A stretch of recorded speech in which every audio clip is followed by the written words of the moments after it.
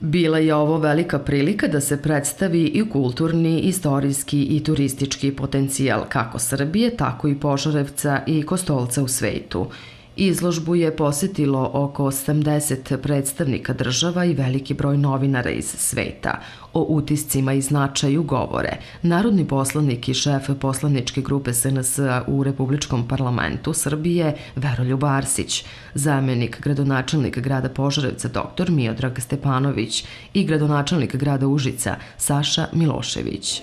Svakako, znači imali smo te sreće da je imperator Konstantin poreklom sa prostora Srbije, tako da je u svakom slučaju Srbija sada zauzima centralno mesto uopšte u svetu, pogotovo hrišćanskom, kada je u pitanju proslava Milanskog edikta i naravno za nas iz Požarevca, iz Kostolca, zbog ove istorijskog nalazišta Veminacijum imao je priliku i da čitav jedan diplomatski kor obiđe i Požarevac i ovu izložbu koja je postavljena, što svakako za Požarevac predstavlja jednu izuzetno i veliku čast i priliku da se dokaže i pokaže onom pravom svetlu, ne samo da ga znamo po onim lošim stvarima iz prošlosti.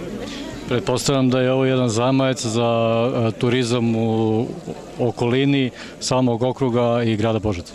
Svakako, znači da je jedno ovako arheološko nalazište koje ima Veminacijum svakako zavređuje pažnju da se nađe u svim evropskim i svetskim katalozima i verujem da uz jednu dobru pripremu lokalne samouprave možemo da iskoristimo u svakom slučaju to za razvoj turizma.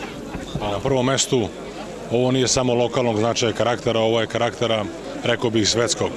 Od predsjednika Republike Srbije, gospodina Nikolića, predsjednika Republike Srpske, gospodina Dodika, ambasadora stranih, zvanica, direktora, diplomatskog kora. Prema tome, ovo je svakako jedna reprezentativna slika koja ide ne samo iz Kostolca, nego rekao bih i iz grada Požarevca. I mi svakako u saradnji sa arheološkim parkom, odnosno gospodinom profesorom Koraćem, bismo morali da poradimo našu turističkoj ponudi, da i ovo uđe u našu turističku ponudu, jer ovo je zaista nešto što je impozantno.